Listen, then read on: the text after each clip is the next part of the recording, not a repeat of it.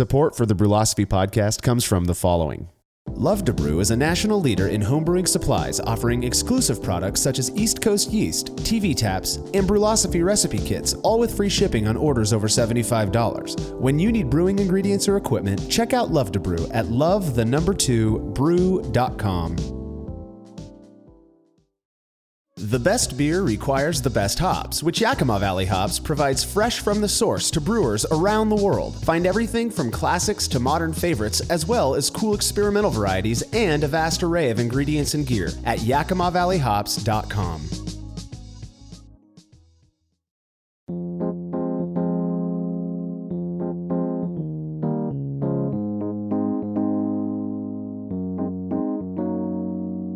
Hey everybody, we're back with another episode of the Brewlosophy podcast. I'm your host, Marshall Schott, and joining me today is contributor Jake Houlihan to talk about the experiment variable that, for me at least, has probably been the most surprising.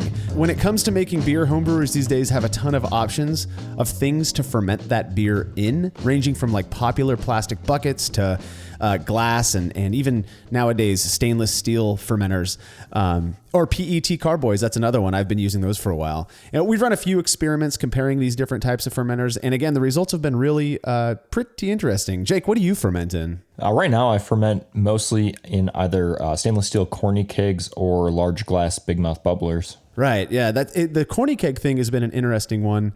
As I've seen, when I got into brewing, into home brewing, there weren't very many people fermenting in corny kegs.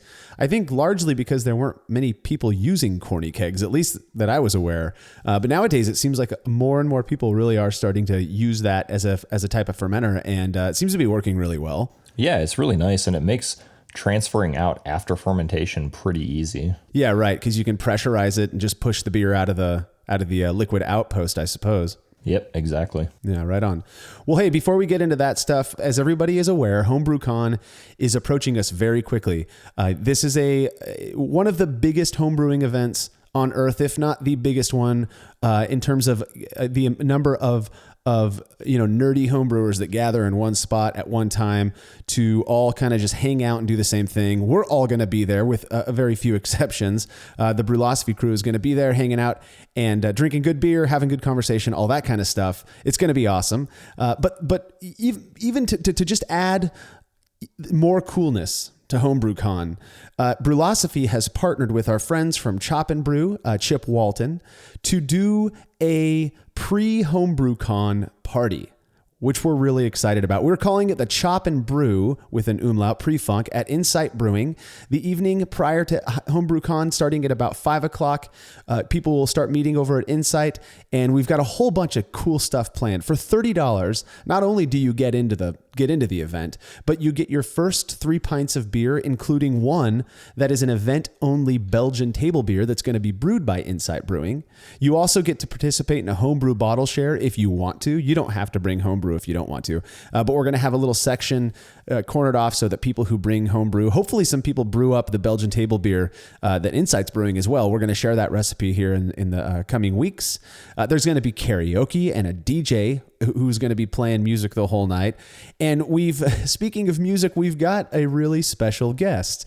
I believe he goes by Scott Free, and he's going to be getting on stage and throwing down some awesome rap for us while we're there. I think it's going to be a ton of fun. Now, Scott Free has another name, and his name is Jeff Perkins. And for those of you who are big hop fans and who like to buy their hops in bulk on the internet, you've probably shopped at Yakima Valley Hops. Well, little do some people know that Jeff moonlights as a rapper, and he's really good at it. So I'm excited that he's agreed to give us a little short set while we're at the event as well. So that's going to be cool. The other thing that your $30 entry fee will get you is 2 raffle tickets that are going to allow you to be a part of this raffle for some really amazing prizes. And these prizes are a lot bigger, I think, than I originally thought they might be when we started reaching out to sponsors for it. A Grainfather Connect. I mean, this is a system that's over $1,000, all in one, 5-gallon brewing system. Brow Supply is throwing in one of their Unibrow systems, which is another 5-gallon all in one type of brewing system. SS Brewtech is throwing in a 5-gallon all-in-one kind of brew in a bag type kit that comes with everything that you need to make a 5-gallon brew in a bag or extract beer. Spike Brewing is throwing in a 15-gallon kettle. And we've got so many other items from people like Jaded Brewing, who make awesome immersion chillers, Pico Brew, ThermoWorks, Yakima Valley Hops, Hopsteiner, so many different sponsors, all for coming out and hanging out and having a good time. You have an opportunity to win these awesome packages. We've divvied up the prizes into 5 really cool packages. So you'll actually be able to buy more raffle tickets for $5 a piece when you're at the event. You'll have folks from Chop and Brew and folks from Brewlosophy walking around with raffle tickets that you can just pick up as many as you want when you're there. Doors open again at 5 o'clock that's June 14th. That's a Wednesday, the Wednesday prior to the start of HomebrewCon, and doors will close at 10 p.m. Last call's at 10 p.m. We'll be kicking people out the door at 10:30 though. Tickets are going fast. I'm telling you, I've been tracking this stuff, and we only have enough space for a certain amount of people, so don't dilly-dally. Go to brewlosophy.com/prefunk 2017. That's prefunk 2017 for details on getting your tickets. You don't want to miss this. It's going to be a blast. We're also currently gathering questions for the first Brew and A episode, a question and answer series that received most votes in a recent survey for new show ideas. If you're curious about certain variables that we've tested or how we approach experiments or pretty much anything else, you can email your questions to marshall@brewlosophy.com, or you can go over to our Facebook page and find the recent post asking for questions and leave your questions in the comment section there. All right. If you enjoy what we're doing here, please consider supporting us by using our links to places like Amazon, More Beer, Adventures in Homebrewing, and all of the other places you buy your homebrewing stuff online. A list of these links can be found at brewlosophy.com/support. We're also on Patreon, which allows us as content creators to offer you as supporters rewards for committing to a monthly contribution of as little as $1 a month. Go check it out at patreon.com/brewlosophy to see what you can get for helping us out. Again, don't forget to follow us on Facebook, Twitter, and Instagram to keep up with what we're doing. All right, Jake. So we're going to be talking about fermentation vessels, and we've already mentioned that there's a bunch of different types of fermentation vessels. I'm curious, what did you start out with? When I first started brewing, I brewed in those white plastic buckets. I think I'd originally wanted to start in just a cheap Home Depot bucket just because they were so cheap, but I was convinced to use the white ones. I used those for quite a bit, I think until I started lagering, and I think I got an infection one time or something and just decided glass was the way to go, and that's kind of where I'm at today, mix between that glass and a stainless steel corny keg. Yeah, again, I think most people would agree that they started by fermenting in buckets, the 6.5 gallon, beer buckets or whatever. I know I did. When I went to North Corner Brew Supply up in Bellingham, Washington, what was it, back in 2003? The middle of the line kit there came with a 6.5 gallon bucket to ferment in, and then the popular 5 gallon glass carboy, a secondary in, and that only got used those first 10 or so batches that I made when I was still living up in the Bellingham area. And then I actually ended up switching over to the 6 gallon PET carboys. Yeah. And ended up sticking with those. I went through a couple different types of buckets and then ended up switching over to the 6 gallon PET carboys, and God, man, made hundreds of batches using those carboys. I think at one point I had 10 plastic carboys that were in constant rotation in my brewery, and they worked great. I was able to pick up the sterile siphon starter, which people can use for glass carboys as well, and that made racking the beer out of the carboy a lot easier. But yeah, I stuck with those for a long time until I guess maybe 5 months ago or so, 5-6 months ago, when I came upon some of the SS Brewtech brew buckets, which are another stainless steel option for homebrewers. That's kind of been my timeline of fermenter usage. Nice. Those PET carboys do work great. I also kind of forgot about that, but I did use those quite a bit, and they're great, lightweight, easy to clean, and like you said, that sterile siphon just really makes racking easy. Yeah, I've been seeing people online posting photos of their kegging or their when they're racking to bottling buckets and stuff, and I've noticed it seems like people are using the sterile siphon starter a lot more often lately, which is cool. It's such a simple, for people who don't know what a sterile siphon starter is, basically what it is your classic orange carboy cap with a stainless steel cane that goes down in through the center hole, and and then your standard tubing comes off the end of the cane, right? And then the a HEPA filter is connected to the other hole in the carboy cap, and you blow through that to get your siphon started. So there's no I guess it's like the cleanest way to start a siphon that's not going to cause a disruption or oxidation of your beer or anything like that. I've been using those things for years, and I think they're pretty awesome. Yeah, I started using those sterile siphons, right after I switched over to the PET carboys, and it's been amazing. I even use it with my big mouth bubblers. You have to kind of finagle your way to create a siphon, but those things really work great.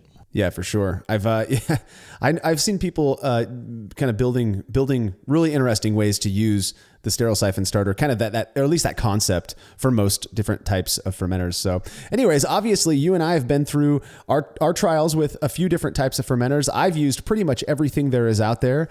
We've got guys on our crew who have used conicals and all of that kind of stuff. So it's really interesting to consider how that type of a vessel might have an impact on the beer that we're making. And when we come back, Jake and I are going to be chatting about fermentation vessels, the experiments that we've done comparing different types of fermenters, and how the results have impacted our brewing. Hang tight, we'll be right back. After a long brew day, the last thing I want to do is waste time chilling work, which is why I use cleverly designed immersion chillers from Jaded Brewing. After some bad experiences with counterflow and plate chillers, I began the search for a more efficient chilling solution and discovered Jaded. That was nearly 4 years ago, and to this day, I continue to rely on the King Cobra and the Hydra to chill my wort in record time without the setup or cleaning hassle of other chillers. If you're looking for a way to optimize your brew day, I can't recommend Jaded chillers enough. Go see what they have to offer at jadedbrewing.com and let them know Brewlosophy sent you.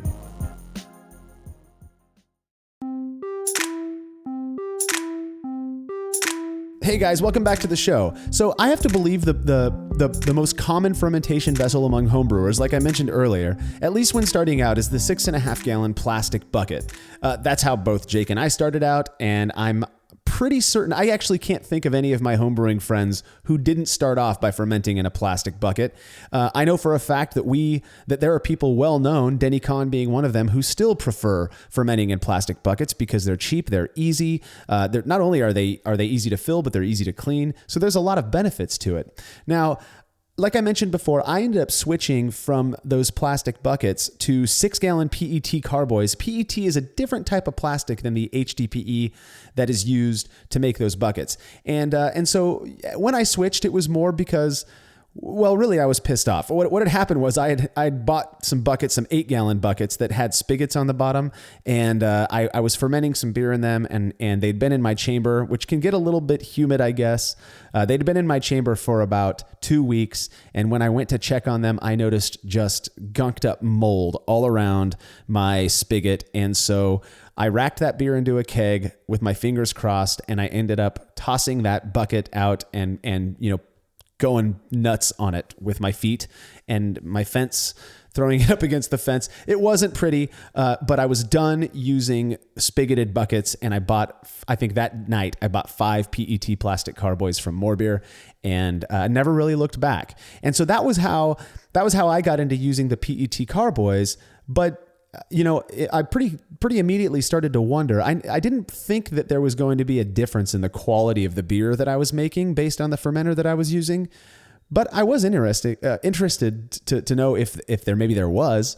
And so what I did is I designed the first experiment. And this was back in October of 2014, before we adopted the method that we use today, the triangle test method. I did do a triangle test, but I was still trying to figure things out, and the sample size was pretty low. So the data is a bit lacking, but it's interesting no less.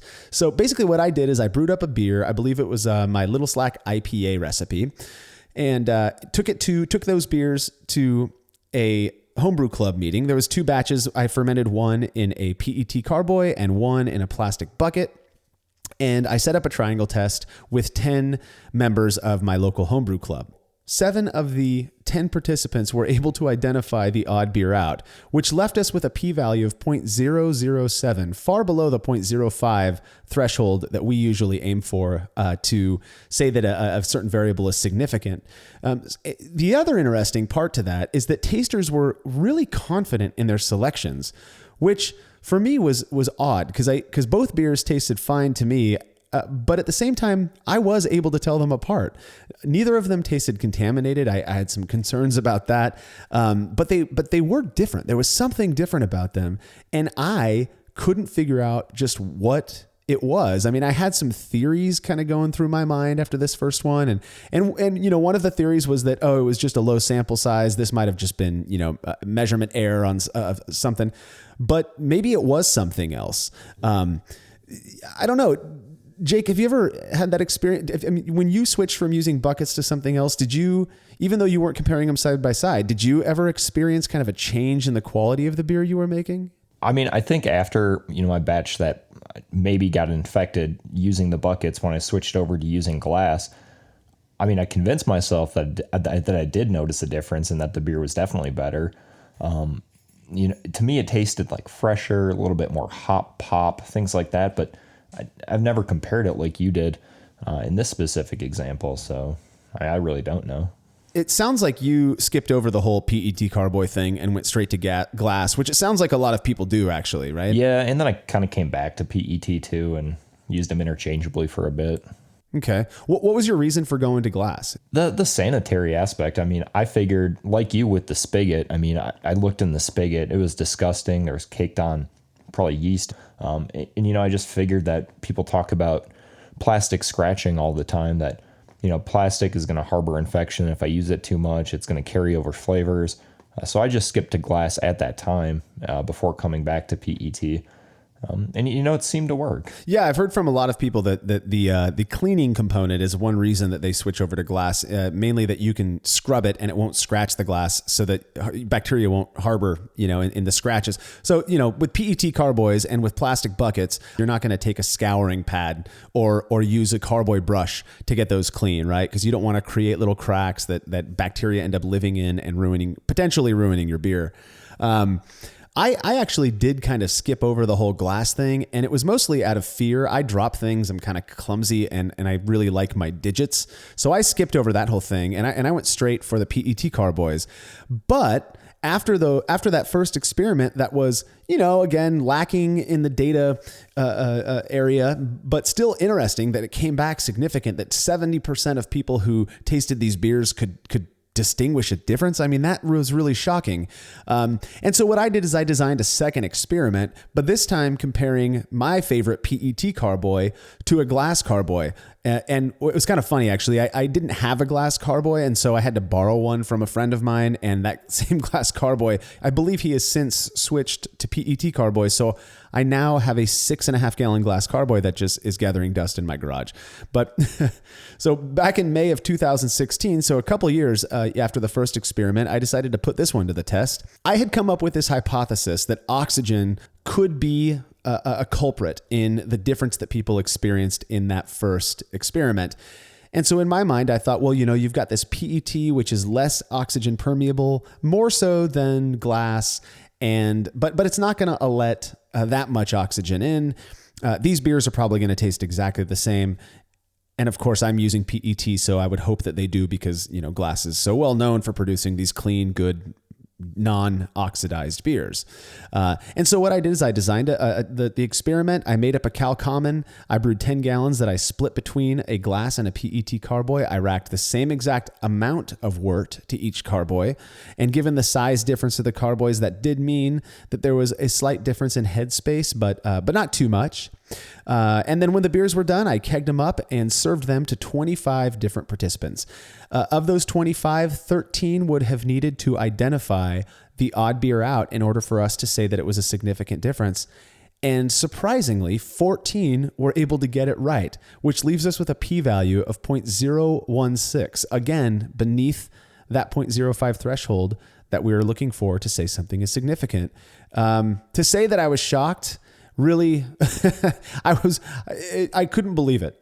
When I was trying the triangles out for myself, I couldn't tell them apart. I don't know if it was bias making me not focus, on any differences and really wanting the beers to taste the same, but I couldn't reliably distinguish them. Still, yeah, I was shocked. Yeah, it's so funny that you talk about that too.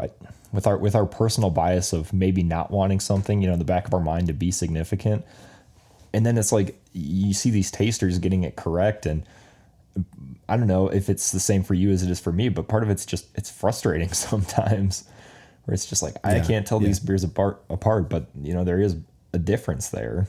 Yeah, and that's such an interesting phenomenon that bias. I kind of mentioned this, I think, earlier in another episode, that bias goes both ways, right? We just want to be right, and I feel like as humans we want to be right. And I'm tasting these two beers, and what more than anything, what I want is to know that the gear that I use and the process that I use is good enough, and that there's nothing out there that's better, because I don't want to have to change. I don't want to have to admit that I was wrong or whatever it was. So tasting these beers side by side and, watching people left and right, just getting the triangle test correct. And then me tasting these beers and saying, but I don't get it. I'm not tasting a difference. Another interesting thing about that second experiment, the PET carboy versus the glass carboy, is that, again, the tasters who were right, they're sitting there and saying, yeah, dude, those are obviously different. What'd you do? They were confident in their selections. And again, I'm sitting here just dumbfounded. I don't get, what you're getting. I think, we'll get into a little bit about what we think might have caused the differences there. With these significant experiments, I like to ask the people who were correct on the triangle test, to select the beer that they preferred the most, right? So in this one, surprisingly, and to the chagrin of all PET carboy users, I'm sure, 10 out of the 14 people who got it right said that they liked the beer fermented in the glass fermenter better. And they didn't know, that was before they had any idea what the variable was. They didn't know what was fermented in what. I mean, talk about a blow, right? Right. I remember when that one came out, I felt pretty validated in my decision to go with glass. I know one thing that I thought at the time when this one was put out was the PET carboy. Was it a new carboy, or had you used it before? And do you think maybe there could have been some carryover? I know plastic is known maybe to carry over flavors, or at least people hypothesize that. Was that anything that you thought about when looking at that experiment? Yeah, and I think it's a great question. The PET carboy definitely wasn't brand new. It had probably been used. I mean, I don't keep track, but given how many of them I have and how many batches I've made, I'd say that carboy had probably, fermented, 15 to 20 beers by the time I used it in that experiment. So that was definitely one of my questions as well. The flavor carryover thing I clean my carboys. I'm a nut about cleaning. So I let them soak in a oxygen type cleaner or an alkaline type cleaner, like PBW, or Craftmeister has their alkaline brewery wash, which I really like. And so I guess I've convinced myself that stuff is strong enough to pull those flavors out of the plastic. And they never smell like beer or hops or anything after I clean them. So I don't know. Yeah, it's funny. I mean, I've made great beers in PET carboys too. And I'm pretty convinced I don't notice any flavor carryover at all. But, it's interesting that you do have these three different types of vessels here that, significant versus each other and significant versus each other. And just kind of scratch your head sometimes wondering what it could be. Yeah, I totally agree.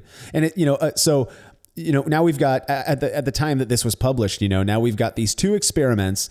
One of them that I questioned the validity of just based on the small sample size. The other one, ostensibly an adequate sample size, 25 participants, and 14, over half of those people were capable of distinguishing the beer fermented in a different carboy. Now I'm racking my mind. Obviously, if it's oxygen, that means, that the PET is allowing more in than the glass, which is true. I guess scientifically you can kind of prove that PET does allow more oxygen through it than glass does, which is essentially impermeable. But what if it's not oxygen? Well, it could be flavor carryover. And if that's the case, how do people who are using plastic eliminate that? Or is it really such a bad thing? I mean, I've been, like you said, I've been brewing with or fermenting in these PET carboys for 5 years now, 5 or 6 years. And I've won some awards. I'm making beers that I really enjoy drinking. Could that really be the issue? Is there something else at play? Do you have any ideas of what else besides those two things might possibly be at play? I mean, to me, the one always goes back to oxygen permeability. I mean, you look at a plastic bucket is more permeable than a PET, which is more permeable than glass. But then, we're pulling these gravity samples. So we're opening the lid, taking the gravity sample out. I mean, you're letting in oxygen there. I would think that, each beer is probably exposed to some oxygen throughout the process. Maybe it's just that permeability and that constant exposure to a small amount of oxygen for the entire volume of liquid, after it's done actively fermenting. Maybe that does do something and speeds up some staling reactions. I don't really know. Yeah, like I guess the other option would be that it's some sort of a, all of these things kind of stacked together, these small things that might not make a big difference on their own, but when they get together, they do. And well, that's not all we've got. We've got more experiments that we've done on this one because it did pique my interest. And we've got to take another quick break, so stick around because when we come back, we're going to talk about those other experiments and how they've impacted our brewing.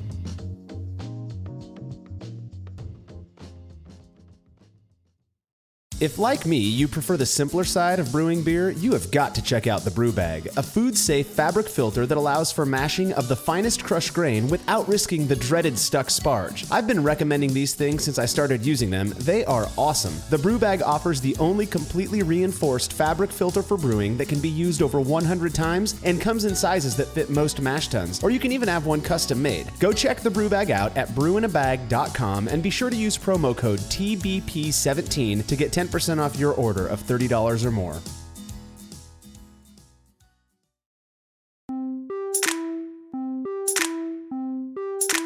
So after 2 fermentation vessel experiments produced significant results, I was beginning to wonder about all the other types of fermenters that brewers use. And having recently acquired these SS Brewtech stainless steel brew buckets that I mentioned earlier, I knew I had to do more testing, and there was plenty to do. Now, for us to get through all of those different types of fermenters is going to take quite a while. But I feel like one of the things I failed to mention earlier that could be at play was simply material.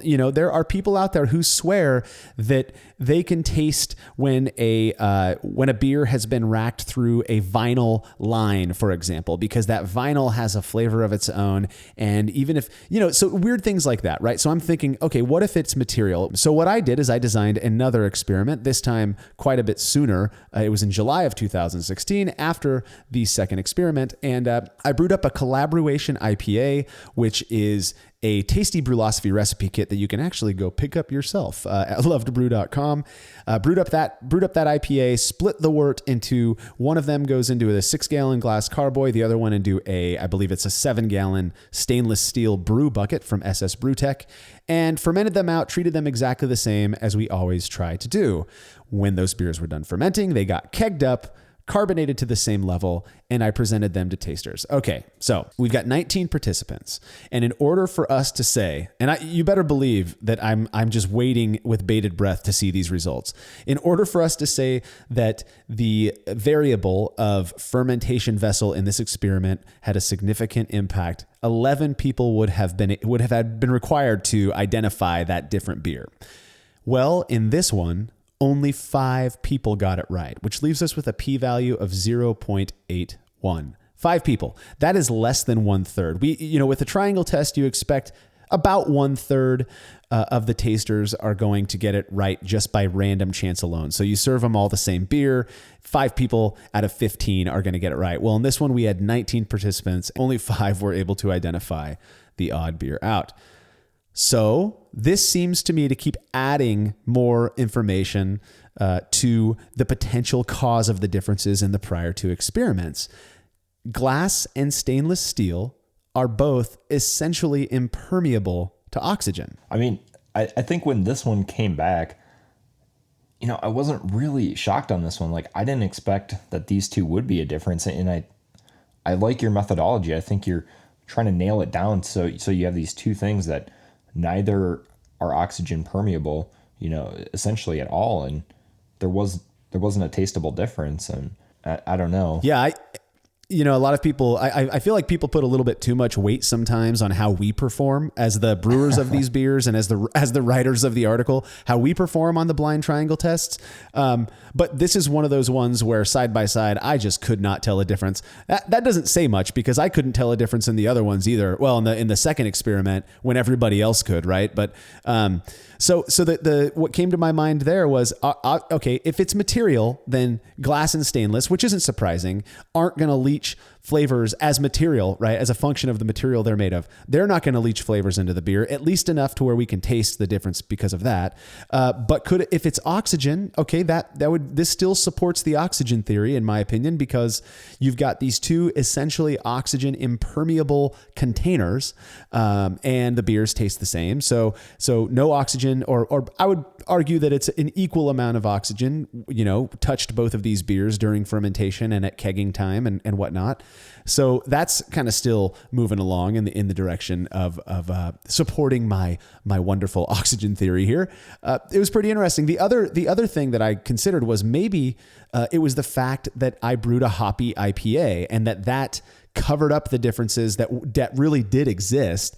But then I looked back and that, the first experiment on fermentation vessel that I did was also an IPA, and I would have expected if that characterful style to cover up any differences in that one, but 7 out of 10 people could taste the difference. So I had a lot going through my mind with this one, and I was pretty excited when Greg, another contributor for Brewlosophy, Greg Foster, came along and said he wanted to try out comparing a corny keg with a glass carboy in an attempt to further test this oxygen hypothesis, right? So he was wondering, well, okay, if you've got a stainless steel brew bucket and you compared it to a glass carboy, well, both of those still are they are oxygen impermeable, but they're a little bit different sized, but they're basically the same thing. Well, to substantiate those findings, or to kind of provide more support for the oxygen theory, that it's the oxygen ingress that is making these differences between fermenters, then we shouldn't see much of a difference between a beer fermented in a corny keg when compared to a beer fermented in a glass carboy. Yeah, I was pretty excited for him to do this one too, because, so far we've looked at different types of vessels that kind of have the same shape, kind of the same geometry, that surface to air ratio is kind of the same for all these. In this one, corny keg is really like a tall cylinder. It's got a little bit of a different shape. So, maybe adding in some more variables, while both limit that oxygen permeability, maybe that's going to cause some sort of difference. Right. And for people who are wondering, while corny kegs can be fermented under pressure, he didn't do that. What he did is he just attached some tubing to a standard gas disconnect and then connected that to the gas post and put the end of the tubing in a blow off bucket with some sanitizer. So both beers were fermented under the same amount of pressure, ostensibly, and fermented out, and he kegged them up, and then he served them to 29 participants at a homebrew club meeting. Okay, so at 29 participants, you need just over half, so 15 people would have had to correctly identify the odd beer out in order for us to say that that they could distinguish this beer to a reliable degree, right? These tasters could taste a difference, basically.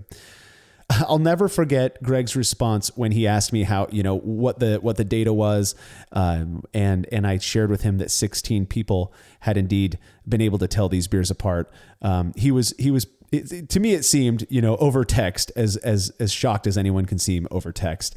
And, and then I ran the statistic and I told him that the p-value on that was 0.013, meaning that indeed it was a statistically significant experiment. And yeah, we were both kind of stumped. Okay, if it's oxygen, right, then those should have been the same. Those two beers should have been the same if the oxygen theory is correct, because you've got a stainless carboy, which is not very different from the stainless brew bucket that I used, and you've got an impermeable glass carboy, and you're fermenting beer in them at the same time, at the same rate, pretty much same statistics. Everything should have panned out to show us that the beers tasted the same, because they had the same amount of oxygen pretty much touching them the whole time, but that was not the case. People could reliably distinguish the difference between these beers, which again, I was shocked. Yeah, I was really shocked about this one too. Because like I said, we talked about this in the intro that, I fermented both corny kegs and glass carboys, and I feel like both produce great beer. And, maybe they are different from each other. I don't know. I've never compared the two, but it's pretty fascinating. And you look at the two different things that could be going on here. The shape of the fermenter. Maybe the yeast cycling in itself with a larger surface to air ratio of headspace. Maybe that does do something with the corny keg having less contact with the top, and more up and down versus the glass carboy, being a little squatter and being more of almost a square shape of liquid. So after this one, we did kind of look at headspace a little bit in one experiment that I did. And while that was significant, I don't know. There are just so many things that are going on here. I'm willing to accept any theory, but I'm not sold on any at this point. Yeah. The one thing I'm not willing to do at this point is to throw away the oxygen ingress theory. Oxygen has become a big thing lately, right? And we all know why. We've done an experiment on the whole Lodo thing. I've tested out oxygen, basically oxidized kegging, terrible kegging practices versus normal kegging practices, and people aren't able to distinguish a difference there. So there's a lot that I think oxygen is to be respected, we should say, not feared, but treated with some respect. And we want to keep it limited because oxidation is a very real thing in every other realm. And so it makes sense that it would have an impact. But at the same time, it seems to me like that may not necessarily be the best answer for why our fermentation vessel experiments have given us the results that they have. I think the best thing to do at this point for us would be to actually just repeat a few times something like PET versus glass carboy. And like you said, maybe go back and try to get a brand new PET carboy and compare that. Obviously, we still have to compare PET carboy to a stainless steel brew bucket. Are those going to be the same or are those going to be different? But to me, I think ultimately the most shocking thing is that of all of the experiments that we have done, and particularly of all of the experiments that we have we've focused on where we have all these different versions of the same variable, maybe with a different beer or whatnot, the last one that I would ever have thought would kind of blow my mind the way it has is fermentation vessel. I mean, there's no way I would ever have expected that a PET carboy would produce a beer that actually tastes different than a beer fermented in a glass carboy or in a plastic bucket. It just seems so weird to me. And the fact that has been a relatively consistent finding, 3 out of 4 experiments on this variable using different types of fermenters have returned significant results. What the hell gives? Yeah, I have no idea. I'm equally scratching my head on this one. We spend, so much time as homebrewers, like focusing on, you want this, rim system, this Herm system, like all this expensive stuff on the hot side. And then, the difference between a $20 PET carboy and a $30 glass carboy is making a difference in your beer. I just find that, fascinating. Yeah. Yeah. Well, and it's really cool to see, preference ratings kind of line up for something, but at the same time, it could be 100% preference for something. There's going to be somebody out there who says that they like the other thing better, right? And really, ultimately, I think what it boils down to is, what do you like the most? And it is going to be tough to try out all of these different types of fermenters because not only is it just kind of a pain in the butt to acquire all of that stuff, but it can get expensive. So, people are going to have to choose what they want to do and just stick with it. And another thing that I wonder also is, okay, whatever that difference is, right? Because it's kind of ineffable. We don't really know what there aren't words to describe what made those beers taste or smell different. But what if there was some way of compensating for it? So for example, people said that they preferred the glass carboy beer better than the PET carboy beer, right? What if there's some way to compensate for whatever it is that the PET carboy beer does or doesn't do that the glass carboy does, right? Does that even make sense? Yeah, I think it does. I mean, and in the end, I think it might not matter. I mean, you still use PET carboys, or you still did use them even after that experiment came back. Yeah. I think it comes down to, like what you said, personal preference, and just picking something, sticking with it, and working with what you've got. Right. And then using that kind of branching off from there to do what works best for that particular setup that you've got. Right. Because the reality is that you and I and people who are doing these types of experiments, that is not how people brew. I think the majority of people brew in a manner that is very much, well, I did this last time, I'm going to do this new thing, on my next batch because I'm looking for, whatever I think this can add. And when we're doing our experiments, we're basically saying these are going to get treated exactly the same. So there is no compensation effect. It really is just, these are the same exact beers. And in this case, fermented in different fermenters, and do they taste different? And the fact that they do is going to shock me. There's no way around that. Yeah, totally. All right, Jake. So final question. We do this at the end of every one of these experiment episodes, and I think it's a good one. So somebody comes up to you at a homebrew club meeting or whatever and asks you, hey, Jake, what do you ferment in? Why do you ferment in that? And what advice do you have for me? I'm looking at new fermenters. I'm just getting into homebrewing. What is it you're going to tell them? So I think what I would tell somebody is, based on results of some of these experiments, and maybe some personal experience, which could be based on bias, I choose to ferment in glass carboys and stainless steel corny kegs. But also I'm not opposed to fermenting in PET carboys. And I think you can make great beer fermenting in buckets too. So I would look at your system and look at what you want out of brewing and figure out what works for you. Maybe start with buckets, ferment in those, make a few beers. And then if you decide you want to really get into the hobby and move on from that, do that at some time down the road. But I don't think that fermenting in a bucket or a PET carboy or a glass carboy is going to hurt your beer or help your beer in any significant way that is going to change the ending product to where you can't drink it. Yep. That goes almost perfectly in line with what I would tell people.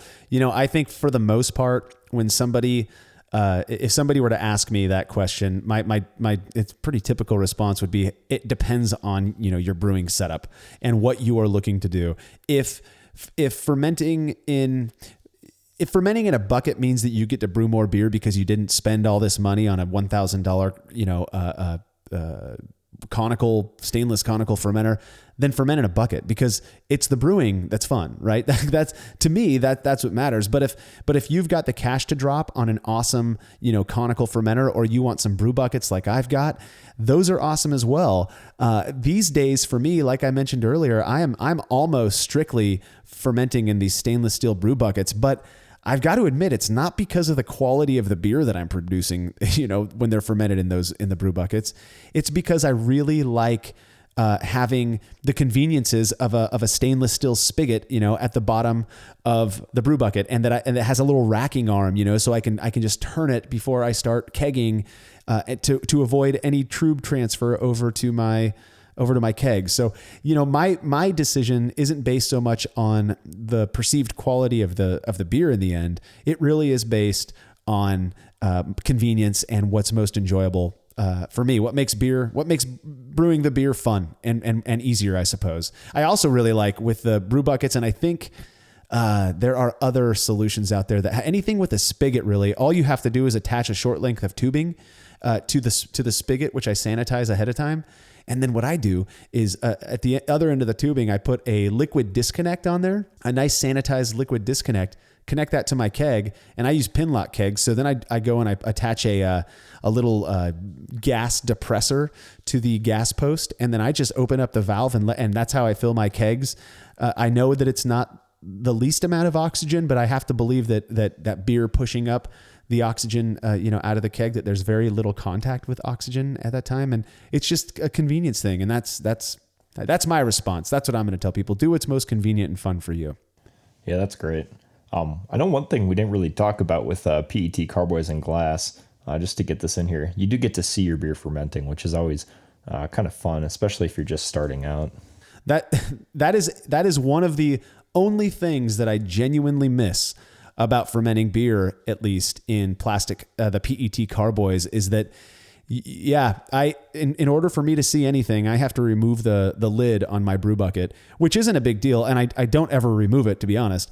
But to this day, with, the hundreds of batches that I've brewed, there's still something so fun about seeing that Kreuzen development and just watching the beer get made. It's neat. And you don't get that with certain types of fermenters. So yeah, good point. Okay, I think what we'll do now is there weren't very many comments that I don't think we already addressed when we published all of these experiments.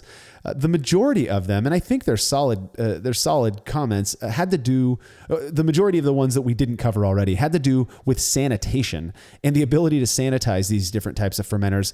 I think it's a legit question. And so I can speak a little bit to how I cleaned and sanitized the fermenters that I used.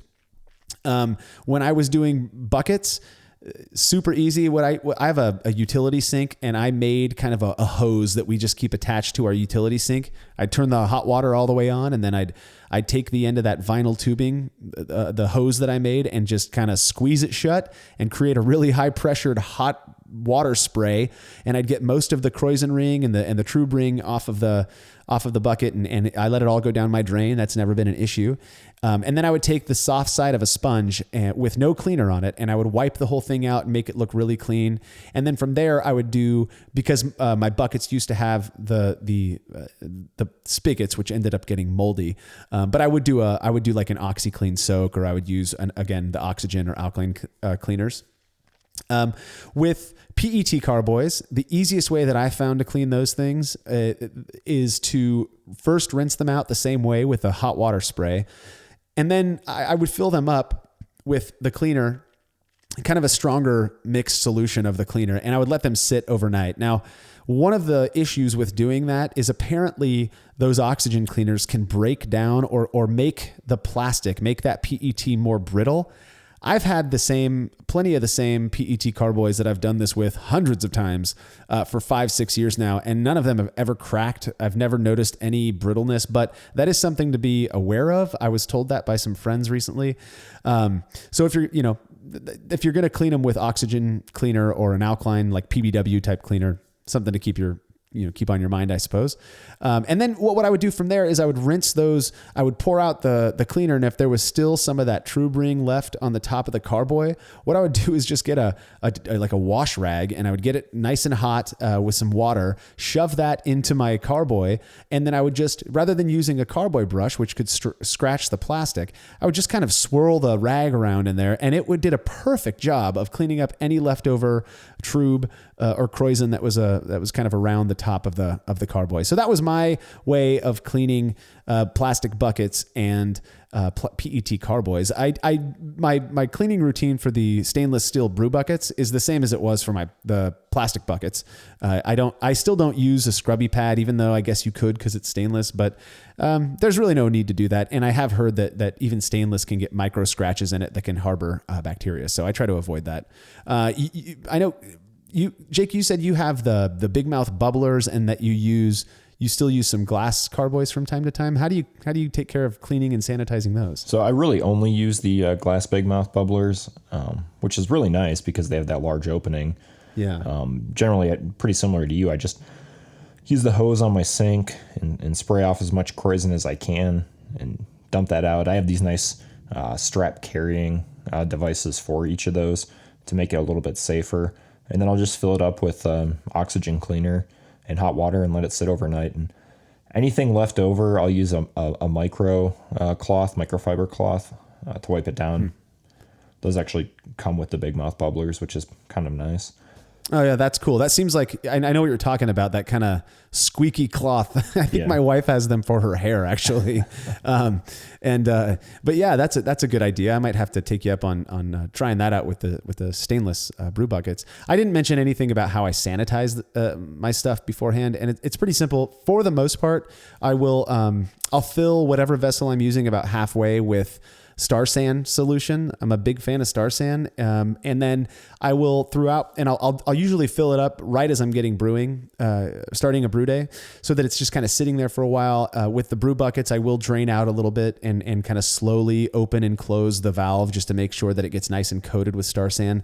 And then throughout the day, I'll go and I'll swirl it up, or I'll use my hand to kind of scoop it up onto the sides of the parts that aren't under the Star San. And that always seems to work fine for me. When I was using the PET carboys, again, I would put about, 3 gallons of Star San solution. I keep a bucket of Star San solution in my garage at all times. And as it starts to get kind of icky, I'll just dump it out and refill it. And so what I'll do is I'll run off, and in fact, it's one of my old moldy, stupid spigoted buckets that I use for my Star San now. And what I'll do is I'll run off about 3 gallons and swirl it up into my carboys. And I've yet to have a contamination that I would say the culprit was the way that I sanitize my stuff. That's always seemed to work well for me. I did hear recently that Star San is less effective at taking care of wild yeast. It's good with bacteria, but not as good with wild yeast.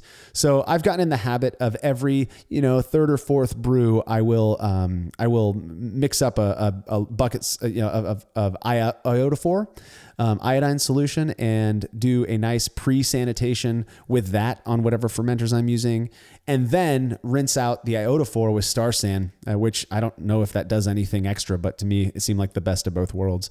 I don't know if you do anything different in terms of sanitizing your stuff. There was I found like 10 people who were curious about this. I do pretty much the exact same thing. With the corny kegs, it's a little bit easier. I'll just put like a gallon of Star San in those, push a little bit up through the liquid out via gas, just so that gets sanitized. I mean, it probably doesn't have to, but I'm just paranoid. And then I'll put the lid on and just shake the crap out of it, let it sit upside down until I'm ready to put stuff in it. I think the real question is, though, Jake, do you fear the foam? Oh, yes. So scared. You're a fear of the foam. Yeah, I don't fear the foam, actually. I do think it's a nuisance and it kind of gets in the way, but hey, I'm more than happy to rack, fresh wort into a carboy that has a little bit of Star San in it. Doesn't bother me at all. So yeah, that'd be an interesting experiment. Oh, you know what? Somebody actually proposed that they would love to see, like a 5 gallons of beer fermented without any Star San, and then another one where it was like 4 gallons with a gallon of Star San solution, something like that. Yeah, I know. I mean, that might be a little bit extreme, but yeah. Anyways, was there anything else on fermentation vessel that you can think of? I feel like we covered most of it. It does seem to matter. I mean, besides that, choose what works best for you. Yeah. Right. Yeah. I just need to see you do an experiment with the concrete egg compared to glass now. Yeah, there are breweries out there who are fermenting in concrete. I know that I heard from somebody. When I was flying to Australia, actually, we got really lucky, and my wife and I got to sit next to this gal from San Francisco she works for the wine industry up there. So we just talked about beer and wine for 15 hours, trying to sleep. But she had mentioned some stuff about their, these folks fermenting in their wine in concrete vessels. And there's all kinds of different options. I mean, there's wood, of course, right? You'd think that wood would have an impact, but hey, who knows, right? Right. Well, hey guys, there you have it. It would seem that fermenter does matter more than a lot of us presume, and that's pretty interesting. Thank you so much for listening to this episode. Hopefully it was at least somewhat enlightening. If you're looking for ways to help us bring you this stuff more often, go to brewlosophy.com/support. And don't forget to check out the rewards you can get for helping us out at patreon.com/brewlosophy. Follow us on Facebook, Instagram, and Twitter to keep up with what we're doing. And please send show feedback to marshall@brewlosophy.com. Cheers to all of our sponsors. We'll be back in a few weeks with the next episode of the Brewlosophy Podcast. Until then, think beer.